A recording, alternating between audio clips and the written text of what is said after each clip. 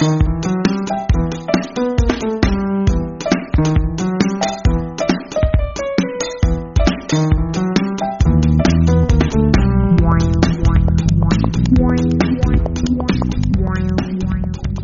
this is Charles Epstein for the X Factor podcast. Today, back for his third time on the pod is David Foote of the eponymous David Foote Partners. I can't help myself, David. I love saying eponymous. How are you doing today, David? Well, as long as you don't say hippopotamus. I wouldn't dare. Okay. I wouldn't dare. All right. But in any case, good to see you again for this third momentous conversation. For those who are just tuning in or those who've listened to the first two, let me just set the stage, give you some quick background on what two of us have spoken about. So as I said, this is the third in a series of talks David and I have been having, what we're calling the big shift. Several tectonic changes sweeping through the workplace and the workforce. In the first podcast, we focused on the massive generational shifts happening that are beginning to reshuffle and reshape the workforce. We then discussed how several revolutionary high momentum technologies, of which AI is just one, are creating enormous and very fast moving shifts in skills demand and especially pay. And as we learned in the last podcast, this is both forcing changes in existing tech jobs while also defining a variety of brand new tech jobs with skill sets we've never seen before. But tech skills are not all that employers are searching for. In fact, there has been a big shift in demand for a variety of so-called soft skills, and it's building the new foundation of this new future of work we hear so much about these days.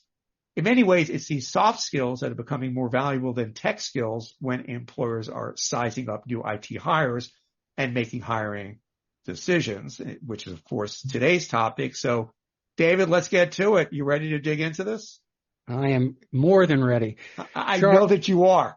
I know that you are. Let me first begin. A lot of times we have these conversations and we lose sight of the fact that a lot of people out there are not following this as carefully as we are, and certain terms kind of lose their meaning and people think they know what they mean, right, but they really don't. So I think there's some confusion out there with respect to soft skills. First, let's define what they are versus standard hard skills, the technical proficiencies we usually associate with IT people. I know this is a pretty big task, but I know you can do it, David. Well, last time we talked about this research that we published the cash market values of about 1,400 tech skills. What's interesting is when we started doing that research back in 1999, 2000, they were pretty much tech skills as we would know them. They were programming languages, systems and networking administration and engineering, security skills, database skills, SQL. There were software development methodologies like Agile, and then it got into DevOps. But it's interesting that as we have progressed in this research, a number of softer skills have come in that companies are telling us they're willing to pay extra cash for. So the main difference in hard skills is that they are measurable, quantifiable. They can be acquired through formal education or certification or practice. And they essentially have been developing, technical execution of IT roles for years. But these soft skills are different. They're interpersonal and intrapersonal abilities that people have that influence how they interact with others, solve problems, and adapt to changes. And so they're harder to measure, but equally important. They're developed through experience, just life experience, through self-awareness, through interacting with others. In fact, you don't get them if you're sitting in solitary confinement. And I mean that formally or informally. And they impact our ability to work effectively in teams and to even communicate technical things to a non-technical audience. And we've been talking about soft skills for years because, as you know, we do nothing here. We're an analyst firm. We do nothing but talk about the evolution of the tech workforce and tech professionals. And back in 1999, I was asked by the editor of CIO magazine, I'm not saying this to, burnish my image, but just to say that I was asked to predict what IT would look like 10 years later. So this is late 90s, going into, around 2008, 2009. At that point, I said, well, most of the pure tech jobs are going to be outsourced. So what's going to be left? analysts, architects, project managers, and probably application developers who are customer facing. And what I didn't think about when I wrote that article is how this is going to completely upend the definition of an IT professional. Mm. What is the definition of an IT professional? I would ask the audience, is it a traditional IT worker, or is it that person over working in a marketing department or the finance department or the sales department who is responsible for using technology in that area of work? A lot of these people can be considered IT professionals. And of course, they have these hybrid IT business skill sets that we've been seeing developing pretty much since the early to mid 1990s. But what's happened now is the future of work has changed. Part of this, I think, was accelerated by COVID, but part of it was already happening. Go ahead, Charles. You have a question? Yeah, it actually tees up the very next question that I wanted to ask. Yeah, this has been an issue for years, going back, obviously, to what you're talking about with CIO Magazine 25 years ago. And I remember around that time, you're an analyst. I was sort of working as a marketing guy, working with various technology companies. I remember one in particular was trying to market these courses that would inculcate some of these so-called soft skills with IT people. So, your experience, my experience, it's not a new thing, but the future of work has changed. So I know you have a very interesting perspective on what's driving today's increased emphasis on soft skills. What exactly is driving that? Well, even Gartner's talking about this. They said that by the end of 2025, about 70% of all managerial tasks will be automated. So clearly, and what we're finding, because we do research and we talk to people, is a number of the people in management positions we talk to do our research are no longer there. And we ask, well, who replaced that person? And they'll say, well, nobody replaced that person. Mm. So we started to realize that a number of managerial tasks, either managers have been eliminated or what they did, parts of it were automated, and what they were principally doing now, they were no longer managing day-to-day performance of workers. Instead, they were kind of supporting career paths. They were going after budget. They were helping to sort of solve this problem of how do we develop or how do we acquire skills. And they become kind of, in a way, project advocates, I suppose. But what we've seen is that the future of work right now is moving to self-directed work teams. And what is a self-directed work team? Well, that's a work team that probably has a manager above them, but they're not really directing. I'll give you an example. I have a daughter who, when she was 24, was working in a company, and she was working on a team with like 6 to 7 other people, and their manager was fired or left. Mm. They never replaced the manager. I said, so how do you guys do what you do? They said, well, we take turns leading the team. I said, you're kidding. She said, no, everybody gets a chance to lead the team. And not only that, but our performance has been higher, quantifiably higher than when our manager was here. So I started saying, that's very interesting. That's what we were hearing as well. So I said, and knowing my daughter's soft skills, I said, well, do other people in the team have your skills? She goes, no, everybody has a different combination of skills. Some are better leaders and project managers. Some are better communicators. Some are better in the technical parts of what we do. But we kind of all work together to create this performance team where we get the job done. And we've been doing very well. And I said, that's pretty much what we've been hearing on a massive scale from the... Yeah, it's sort of, David, it's sort of like a utopian Lord of the Flies. Utopian Lord of the Flies. Okay. We should do a podcast, by the way, on Lord of the Flies sometime. I know we've been talking about doing a podcast on movies that have to do with technology that was not there at the time the movie was made, but was very prescient because it's here now. That's right. And by the way, the best way to kind of get an idea of the future of work, by the way, and also the future of technology, is to go out and look at a very short list of movies that have come out in the last 10 years, which I think are very accurate. And I'm not talking about necessarily, Skynet and right. in Terminator, but we are hearing stories now, even this morning in the news, about be careful that the technology will come after humans. That's a very real thing, but right now we have control of it. So By the way, David, I thought you were going in another direction and suggesting that we all get reacquainted with the collected works of Franz Kafka. But keep on moving, please.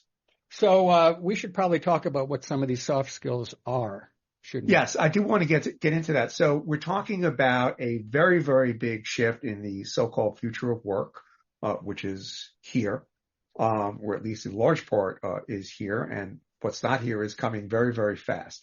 So you've defined this new dynamic, which obviously begs the question, yes, what are these soft skills that are going to be particularly vital for these hybrid teams to function efficiently and effectively? So as I said before, there's a certain amount of training that can be done in soft skills. So some skills can be taught or trained from what we're hearing and what I've experienced as a worker myself. But if you look at people that you've worked with in the past, in all the jobs you've ever had, there are certain people who possess skills that no one else seems to have, or I know that you know that I could never do what that person does. These are skills that I think you're born with or that your parents taught you. This reminds me of a Thomas J. Watson quote. I don't know if you know Thomas J. Watson, the founder of IBM. Yeah, sure. He was asked once what the key to success is in business, and he said it's three things.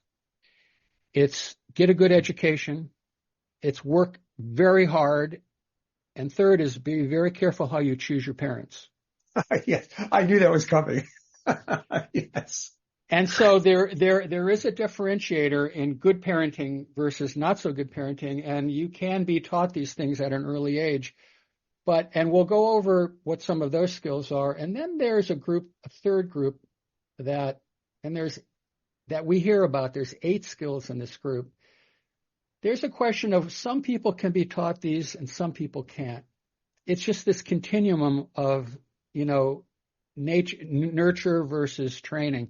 And I'm not sure, so I put these in a special group because I know that I could not be trained in some of these, but I know people who have and have done very well. So let's start. I'm at the edge of my seat. What are these skills? Well, we'll get to it.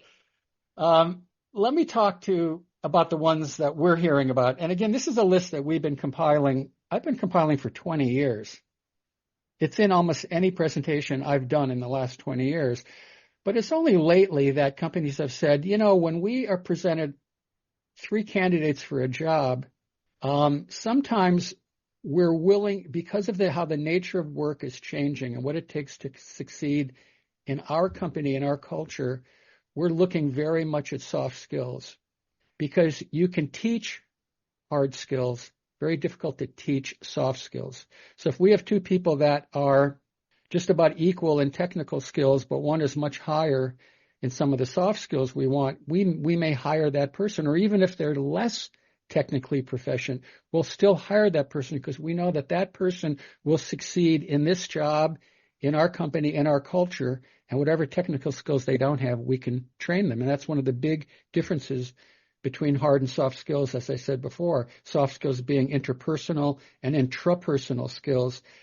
And you learn them, by experience and self-awareness. But the ones that we hear about that can be trained and taught, I think, the audience will have heard these before. Communication, being a good communicator. So communication, really to collaborate. These are both verbal and nonverbal. Why is it important? Well, IT professionals often interact with non-technical people, requiring them to explain complex concepts in sort of simple terms. And effective communication is knowing how to do that, particularly important if you work in highly technical areas like security, information security, cybersecurity. So whether you're in a meeting or in a presentation, speak clearly, take time to listen to feedback, field questions, provide thoughtful responses, and be a very active listener. That's one of the things that is missing. Listen to what people are saying around you versus thinking of what you're trying to say next to promote your agenda. Yeah, I don't want to get out ahead of this, but I think, and I don't know if we necessarily want to get into this conversation, but No, some but of it it's also important. is a matter of the company culture. And so, for instance, if my boss said there's no such thing as a stupid question and actually takes people to task for asking quote unquote stupid question, as opposed to when somebody clearly asks a question that's not terribly well informed, to just go with the flow and answer in a respectful way. Often that's very much a culture. It's providing an environment where you can express those things. You can adhere to some of those principles of communication. I agree. Tech people, whether you're a network engineer or say you're a developer working with marketing teams to refine the requirements for a customer-facing app, you need to listen. You need to repeat back what you've heard. You need to confirm that this is what they're looking for. A good software engineer these days is one that already understands the customer. They know what the customer wants. They don't have to be told by a marketing person, this is what we need. They already know that. So the next one I want to talk about is collaboration and teamwork. So we've already talked about how important working in teams has become. So, most IT projects involve cross-functional teams right now. And with the rise of remote work and global teams, the ability to work well with others, regardless of location, is more important than ever. So collaboration skills help build strong team dynamics, and achieve like common goals. I guess it's the best way to put it. There's a lot of research in this area. We don't really have time to go into it, but there's some great research out there. Just Google or Chat GPT collaboration and teamwork, and you'll get all of this stuff. I think as examples of this, a team of software developers, designers, and project managers are working on a product launch. The IT professional needs to ensure that they're very clear in their communication. They can adjust the work that they're doing to align to the team's goals. Those team goals may change. The more information you have, the more that product may be tweaked. And so, you have to be really able to work well with others. And also, if you don't have a particular knowledge area, go after that knowledge area. And we're going to talk about that next, which is adaptability and flexibility, the ability to learn and unlearn, to be adaptable to change, be able to learn and embrace new things. I mean, basically, why is this important? The tech industry and business in general right now is constantly changing. It's changing at the fastest pace I've ever seen. I mean, probably you too. Oh, yeah, sure. And so if you're not flexible and open to new ideas and technologies and can continuously adapt, you're in trouble. So being able to be adaptable and flexible used to be a nice to have, and now it's almost a condition of employment at a lot of companies. And we hear this over and over again, just the pace of change. And the fact that there's so many new technologies, we're going to talk about this in our next podcast when we talk about like the top 14, 15, 16 technologies that are receiving the most investment right now, equity investment. Basically, technology is a competitive advantage. Being able to use technology is your competitive advantage for any company, either to acquire market share, steal market share, get out in front of a new sort of product or service area that no one else sees. You're, again, like I think I said at the last podcast, in 5 years from now, 50% of all revenues are from products and services that do not exist right now. It's a whole new world. That's an amazing stat. Yeah, so adaptability and flexible is important. Now, problem solving is the fourth one. Why is it important? Well, because you're facing unexpected challenges every day, and it requires quick, innovative solutions. I mean, this skill is particularly valuable in troubleshooting and optimizing systems. There are a lot of examples I could give you. I think, again, most people understand problem solving. It's always been a skill that companies have wanted. Now it's becoming an extremely important skill because there are just so many more problems, to solve and to solve quickly. I think the fifth one I want to talk about is time management. Why is it important? IT professionals are juggling multiple tasks, and they have to deliver things on time. They have to delegate. They have to prioritize. They have to set realistic goals and timelines. They have to minimize distractions. They have to, something that I think everybody understands, the ability to manage the work that you have in the time available, given that the time available is declining, shorter timelines. It used to be that you had 6 months to develop a product. Now you have like 6 days to develop a product and get it out there. So time management has become really important. And the fifth one is an interesting one, and we hear this a lot. And this speaks specifically to where we are in the future of work right now. And they're looking for people who can manage stress. Hiring managers are looking for IT professionals who can demonstrate the ability to manage stress. So this is a combination of scheduling, regular PTO and encouraging the team to take time off to achieve some balance in their lives. Burnout is huge, as you probably know. Huge right now, particularly in cybersecurity. The burnout rate is huge. I mean, so many CISOs are no longer working in that job. So many people that were working in security no longer work in it because the stress level is incredibly high. Well, the stress level is high everywhere now, pretty much every domain. And, you've got to set boundaries. Let me ask you, when you're stressed out, what do you do, Charles? I go out and hit tennis balls, which is a lot better than banging my head against the wall. But there are obvious, outlets. And, what's kind of interesting is, all the things that you're talking about, not coincidentally hang together: communication, flows into collaboration, and your ability to be agile, your ability, to handle stress. And it all sort of does go back to this idea that you need to have a culture that promotes all this. You talk about collaboration in these cross-functional or multidisciplinary teams. So people, again, need to know that it's okay to ask questions because you can't assume that you're going to know everything. People come with very specialized information. And I think it also brings to mind another skill, and I don't know if this is something that you see out there or is among the top ones, but leadership, but a certain type of leadership, because you're talking about a team dynamic where, for instance, in the dynamic that you described your daughter was working in, where it sort of just seemed to organically coalesce. But just in any kind of group like that, there are going to be people who are natural leaders.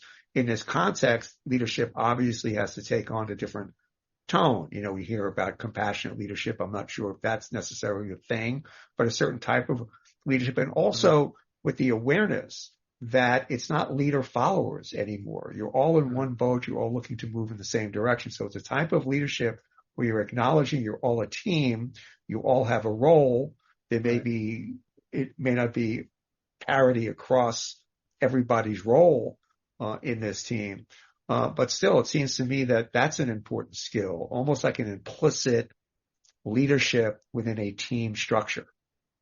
And that you just transitioned me right into the next list of skills that can go either way. Some of them can be taught. Some of them you're sort of born and you sort of nurture. Leadership. Excellent. Well, the next level, we're almost at the level of being a jazz band. We're all of a sudden communicating telepathically, David. This is a new level. See, we're in the future of work as podcasters, right? Yeah. We're developing these new skills. I feel like I'm the Art Blakey of technology, of tech workforce analysis. Yes. We'll be an excellent rhythm section. I'll be the Oscar Peterson. How's that? Okay, good. That's another podcast we can do, comparing tech work to jazz musicians and how they feed off of each other and improvise, but also follow musical scores, because that's kind of really where tech is right now. You play your strengths. Now, tech skills that can go either way. How about curiosity and critical thinking? Critical thinking is the ability to analyze and evaluate information objectively and make reasoned judgments. It involves questioning assumptions, identifying biases, assessing evidence, considering alternative perspectives to arrive at some conclusion. Now, my daughter, who's 25, the other day told me they don't teach critical thinking in high school anymore. I'm so glad. I graduated from high school in 2017. I said, what do you mean? She goes, well, everybody just goes on Chat GPT and just accepts whatever it tells them. That's how Right. they write papers. Right. She said, when I was in high school, I had to cite 2 or 3 sources, and I had to make a decision whether these sources were correct or not, which means you had to do legitimate research. She goes, that skill is going away. We're no longer teaching people that. So, critical thinking has become something we hear about a lot from employers who are looking at candidates and hiring. We need people with critical thinking skills who know when to push back, when to communicate a well-reasoned argument why the direction we're going is incorrect, or the task and how we're doing that task can be done better. And I lump in curiosity with this because I think I think you can teach critical thinking, but I think it's very difficult to teach curiosity. Oh, I 100% agree. And curiosity is something I think that I look for curiosity in hiring at Foote Partners. I want people that are naturally curious, because you're going to be spending a lot of hours, a lot of free time working, and you have to be curious in everything. You have to don't go down rabbit holes. Know when you're going down a rabbit hole, and know when you're going down a path that can lead you to an answer to a question that's on the table. And there's so many rabbit holes right now. If you're going to be curious, know how to go about researching an issue and deciding what is fact and what is fiction, which is a problem with AI. I think you put your finger on such an important thing, and I think it's undervalued, and it is a hard thing. Yeah. Maybe an impossible thing to learn, but it is so important, because curiosity is just another way of looking at things, not accepting the received wisdom. And if you don't have that, you're not going to innovate. But critical thinking, I think, can be taught. Some people, emotional intelligence is another one. It's the ability to understand and manage your own emotions. But David, another point I think, I'm sorry, I don't want to get, but another point I think it's important to emphasize is that these are not discrete separate things. I mean, if you could combine critical thinking and curiosity, that is a very powerful combination. I think it's one of the most powerful combinations, and it's in market demand right now because of the fact that we are not educating people to be critical thinkers. In fact, I would argue that in this last election, there was a lot of debate on critical thinking, people who just accept what they hear on a social media platform versus those who push back and say, that's really not true. And there was a lot of debate going on. 100%. I mean, critical thinking, I think, is something you not only can teach, but could probably more readily measure. How do you know curiosity when you see it? Because in a meeting, we'll be discussing a topic, and clearly the room is going towards a particular direction, right? And then a person says, but have you thought about this? And they come up with a completely different line of thinking and debate on that subject. And then everyone goes, I never thought of that before. That person has an ability to look at an issue differently than others because they're curious. Like they don't accept answer 1, 2, 3, 4. They're down in 6, 7, 8, 9. And down in 6, 7, 8, 9 are a lot of interesting points of view. And they start bringing that into the conversation. How did that person go there? I think they just dig deeper. They were just more curious. They just did not. They wanted to continue to go. This is a part of what we teach in research here. When you research an issue, don't just go with the first 1, 2, or 3, or your gut feel. Go with your gut feel, but run it through your brain. Extremely important, and that's one of the skills that we'll talk about a little later. But I want to continue on with this emotional intelligence, the idea of understanding and managing emotions as well as understanding and influencing emotions of others. Very big on working with teams. Some people get upset and frustrated a lot earlier than other people. You're dealing with people with different personalities. Let's say that there's a major outage and people are panicking. You've got a senior IT analyst who acknowledges their concerns. You're panicked. I know you've got work to do. You've got, important work to do. You've got things that are time sensitive, but they're able to clearly communicate steps on how to resolve the issue. This is what you need to do while we're working on this server outage. These things happen all the time. Have you ever had your email go down with your ISP? Never. Well, we have, and when you're running a business and you don't have email, that's a panic kind of situation. But, Sure. the idea is highly emotionally intelligent people don't panic. They look for answers, and they know that other people are freaking out, and they know how to manage other team members. When you're facing high pressure situations where managing emotions is critical, you go to those with high emotional intelligence, put them in management and leadership positions. That's what you do. So you always need to know the levels of emotional and the EQ on any team that you've got. That's all I'm saying. And we hear about this a lot. And there are ways of testing. You can test emotional intelligence the way that you can test intellectual, IQ as well. There are EQ tests, and some companies give candidates EQ tests. They want to know where they are on the scale. It's measurable, but it's one of these things it when you see it, kind of thing. Yeah. So I don't know if it can be taught or whether you're born with it. I think it's a little bit of each. The ability to influence, positive influence, inspires people around you to be better. Executives need to demonstrate how they have influenced people and empowered them to succeed and to encourage the same behaviors in other people. It's one of the things about leadership. They can inspire people to follow them. So to your point before about leaders, you can educate yourself and train yourself in leadership skills. Some people just have them. It seems from the time they're very little. When you were on Little League Baseball, you looked to certain people. Is it because they hit more home runs and more hits than you? Often it was because there was something about them that just inspired you to follow them. It wasn't like they didn't have to be the top performer to have leadership skills. That's all. Yeah, and again, it's, as I brought up a little while ago, that leadership in this new environment is very different. For instance, I would argue that listening is leadership. And I know that I become, doing these podcasts over these many years, I become a better listener. It can be done. I agree.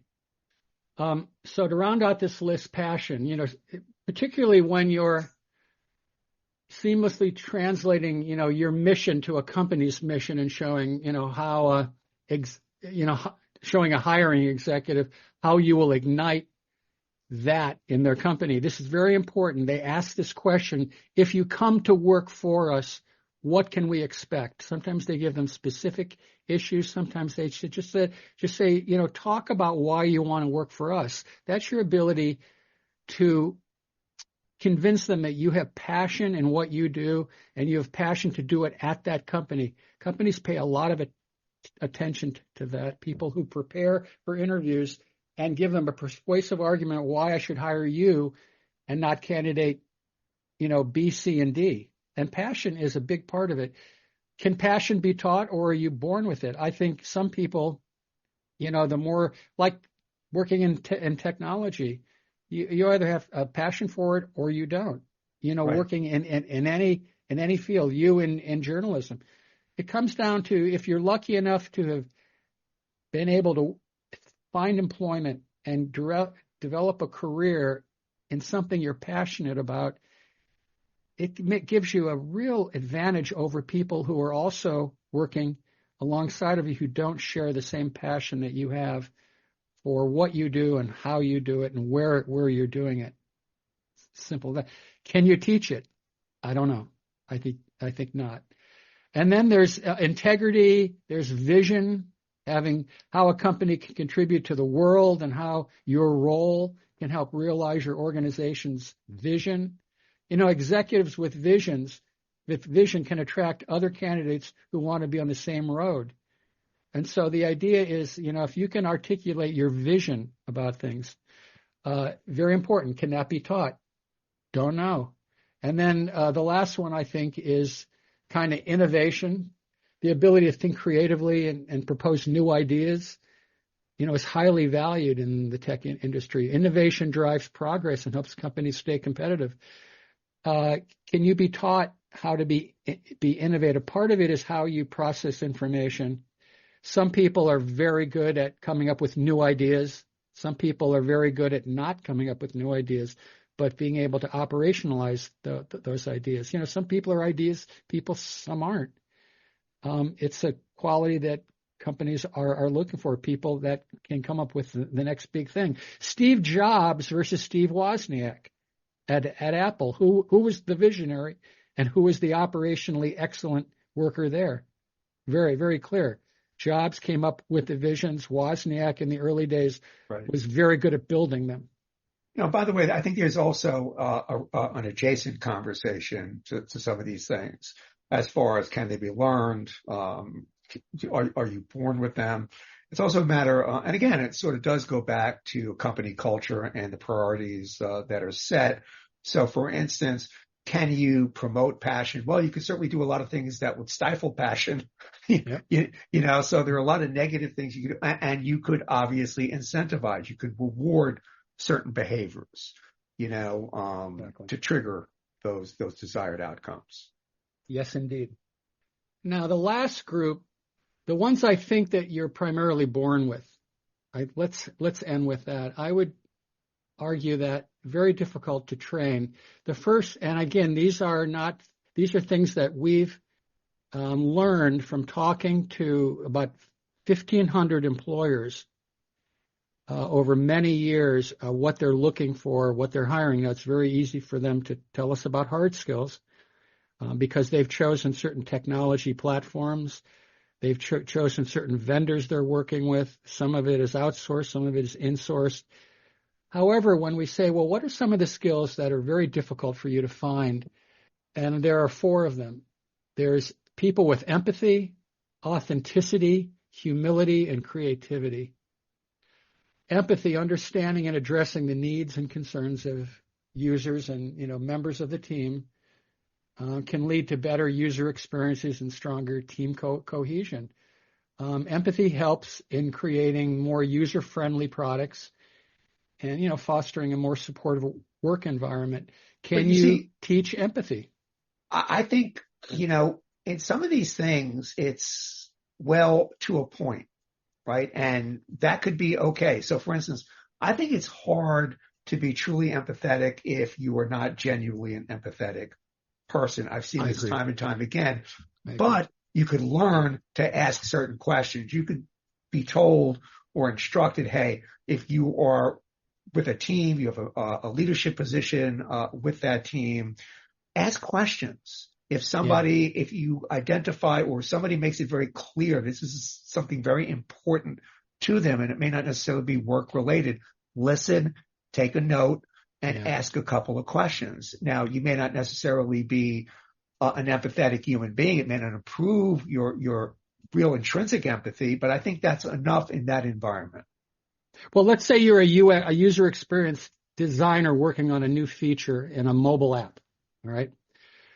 What do? You conduct user interviews. You want to understand the frustrations and needs of the users. And by empathizing with the user experiences, the designer creates a more intuitive and user-friendly interface that can enhance the user satisfaction. So there's a real example. There's so many great examples of how, just listening, understanding frustrations, and feeding back to them a more useful product or a product that is easier to use, simpler to use. You've seen it in just websites.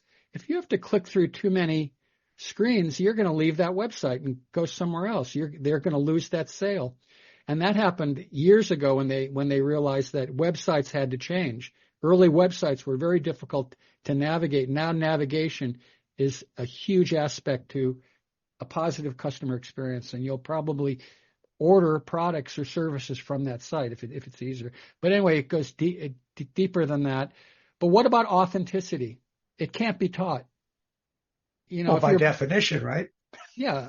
But if you're branding yourself in a new role, say as a leader, admit what you know and what you don't know. Not having all the answers is often the best answer. Right. And this is why companies, when they're hiring now, they're looking for people who are the same off the job as they are on the job. That's why they're looking at Instagram sites. They're looking at your social media. They want somebody who lives their authentic self 24/7, 365 days a year. This is why they've gone from single or maybe one or two interviews to 5 or 6 interviews. They want to be able to have different people in the room asking similar questions, and then they meet as a team and say, well, what do all of you think of this person? And if they get a lot of different answers, then there's a problem with authenticity. But if everybody is seeing the same qualities in that candidate, they'll tend to hire that person if, again, they can do the job and it's a good cultural fit. So authenticity is important. Yes. Humility. Again, people with humility engender trust and respect. And a lot of leadership, by the way, is getting people to trust you and respect you. So if you look at the people in your life, the greatest people you've met, people that have really left an impact on you, and you can never quite forget. For me, they're often people who had incredible positions of authority in areas that I could never aspire to be, and yet they were so humble. When you talk to them, it's never about themselves. They're always asking you about you. It's always about you, you, you. Humility in teamwork is not talking about yourself and your wins, but acknowledging the team's role and avoiding using the word I at all times. See, and that's why when you look at, like, last night, Gino Auriemma, who was the coach of the Huskies, the University of Connecticut women's basketball team, he became the winningest coach in the history of college basketball, male or female. He made his 1,217th win. And if you saw the ceremony for him afterwards with a lot of his players from over the year, he coached more than 160 players. You got an example of humility. This guy is amazing how humble he was in not taking credit for the success of their program. He said it was all them. And then they talked, they had, a couple, 2, 3, 4 Hall of Famers who played for him at Connecticut said, no, it was him. But, who do you believe? Right. So, like, he's this incredibly high achieving, the greatest college basketball coach in history. The most humblest guy. It was amazing to see. It was a great exemplar of what it takes, again, to achieve in this world. And yet, I'd say that Gino Auriemma was born with this skill. He probably didn't develop it.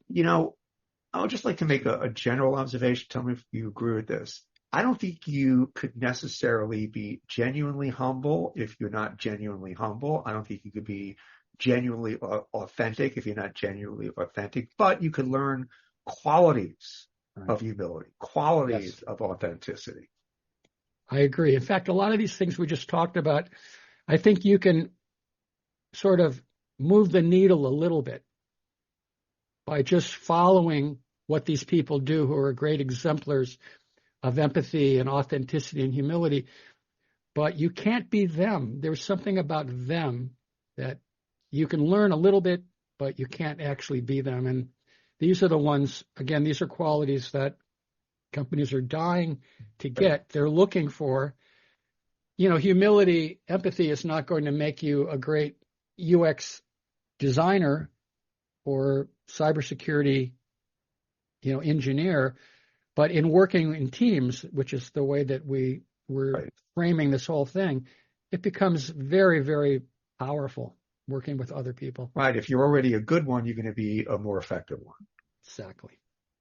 You're going to differentiate yourself from people who do the same job, but do it differently, bring different personal qualities. By the way, it's an interesting quirk of timing. The previous podcast, the one just prior to this with Shola Richards, he just wrote a book, Civil Disunity, I believe it's called. And his whole premise is that civility can be taught. And he made a very, very persuasive case for it. And he actually has different strategies, different techniques where you can actually develop those skills. And I think across the board, again, it's important to know anybody who's listening to this and IT professionals listening to this should not look at this and say, oh my goodness, this is such a daunting thing. There are all of these soft skills that I now need to acquire, develop. It requires all this work. Well, yeah, it does, but it's not out of reach. And again, you do not have to be 100%. If you just maybe 10% more than what you are today, you're going to be much more effective. And if you do the work and you have access to certain tools and the environment, your culture is such where it promotes that, where you can have that comfort level to ask questions. You know, it's okay to be a little bit vulnerable in certain ways. You know that other people are experiencing stress and we have support and resources for that. So anybody listening to this in IT Pro, I think should be very, very encouraged. Well said. There's a question we always ask when we're doing research what are the qualities common to all great tech employees that you've ever managed or worked with? That's a great question. And there are 6 of them. One is they have a habit of success. You know, you give them an assignment and they'll figure out a way to get it done. Yeah. You know, there's that. Number 2 is competence. They know their stuff in whatever job they inhabit. In other words, if they don't have the training or the knowledge, they go and get it. Right. Followership happens when employees embrace the direction their leader is setting and make it their own. You may not agree with them, but you follow them and you make it their own. So, of course, that could turn out into a disaster. But the idea is more often than not, it's very difficult to get people to follow you. So part of this is leadership, and part of this is hiring people who are good at, I guess, followership is the best way to put it. 4th is intellectual honesty, people who trust their gut, but still think with their brains, combining both. I mentioned that earlier. Right. Gut feel is the critical thinking and passion piece you mentioned before. Yes, and I don't think intuition is anything more than the sum total of anything you've ever seen, heard, felt, smelled, or whatever the 5th sense is, thought. The idea is you may have a strong gut feeling, but run it through your brain. They want people that have that. They call it intellectual honesty. The 5th is team orientation. They want employees who support their team, not those who compete with it or compete against it. This is the idea of you can hire these purple squirrel, they're called engineers. They're people who can do things in 1/10 the time of other people. They're brainiac engineers. However, they often leave behind a lot of disruption because they're not strong team players. They're just so good in what they do, they're just going to go and do it. But a team orientation has never been more important, and companies are really rethinking whether they should hire these 10X engineers or purple squirrels, as we call them, because they can be very disruptive. They get the work done, but they're not particularly strong team players, and a lot of their work cannot be replicated to other teams. The last thing they talk about is what they call not that kind of replaceable. Those who hoard information, people who hoard information and techniques so that getting rid of them is impractical, right. is bad. And that's how a lot of people and managers have gone up in the ranks over the years. They just build these little empires and they kind of hoard them. They're little silos.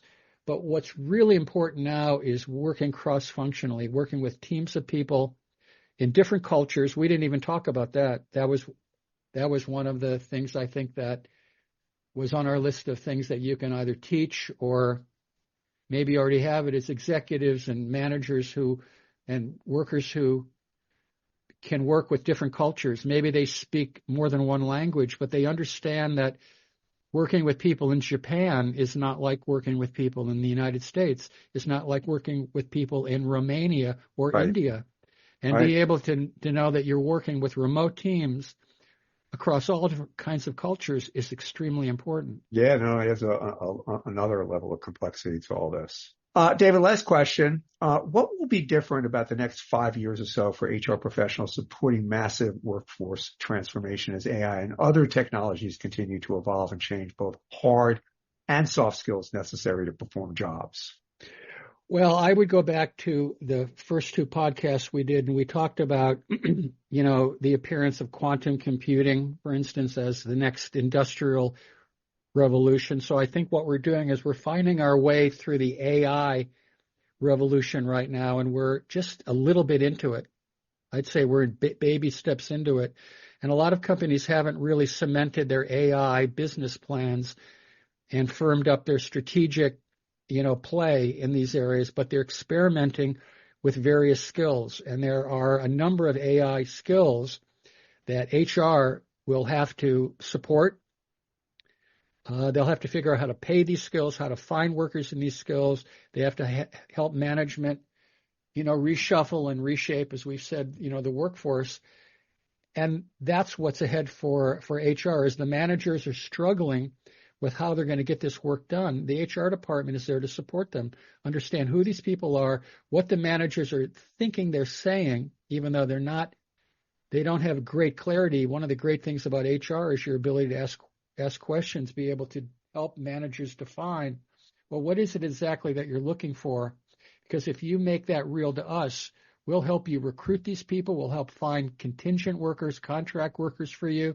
We'll even figure out how much to pay these people, but it's up to you to define what the work of these people are going to be, whether they're engineers, analysts, architects, administrators, DevOps people, which, by the way, is one of the things that are out there that's really spurring cross-functional teams. Is this whole idea of development and operations collapsing into each other so that, cycles, product cycles and development cycles are really shortened significantly. HR has a big play in this. So whereas a lot of HR these days, the more mundane administrative tasks are being automated, there's still this the human part of it that remains constant. So the idea for HR people is learn how to use AI to the extent that it helps you to do what you do, but realize that the human side of all of this is remaining intact. You still need people to do things that machines simply cannot do. And we've actually gone through a whole list, not the least of which is critical thinking, that all of these soft skills that we're talking about all apply to HR people. Not just the IT people that the roles you're trying to fill, but HR people are also people that need to acquire, embody the very skills we just talked about, the 16 or 17. So, go over this list. And by the way, sure. we have published this information. I don't think it's available on our website right now, but we've published a number of news releases and reports lately. And if you don't see them on our website, give us a call. And we basically put on paper exactly what we've talked about today. Again, coming from our research with about 1,500 companies. Just give us a call. Yeah, no, great. This is a great conversation, David. I think I'm going to call it a hard look at soft skills because I think it was just that. And I think you also made a very interesting and excellent point at the very end there. Yes, we're talking about these skills as they relate to IT professionals, but everybody is working in a team environment. Whether you're working remotely or in a hybrid environment, we all need to have these basic skills in order to be effective and navigate our way through what we actually are calling AIX, the new world of AI augmented work. David, maybe we could just tee up our fourth in this monumental series of podcasts. Yeah, so as a researcher, we listen to a lot of opinions all the time. But we generally follow the money. Most importantly, your own. Yeah. Well, sometimes we even check ourselves at the door because what we thought 2 months ago is very different than what we think now. But one of the things that we do is we say, well, what technologies right now have the most momentum and are dramatically altering the future of work landscape.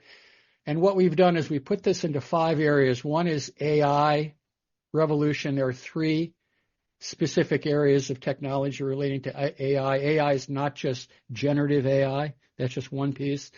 We've looked at compute and connectivity. There are 4 sort of technology domains that are getting a lot of attention, getting a lot of private equity money. By that, I mean a lot of new companies coming in. There's this whole digital future building, which is anywhere from, next generation software development to trust architectures and digital identity.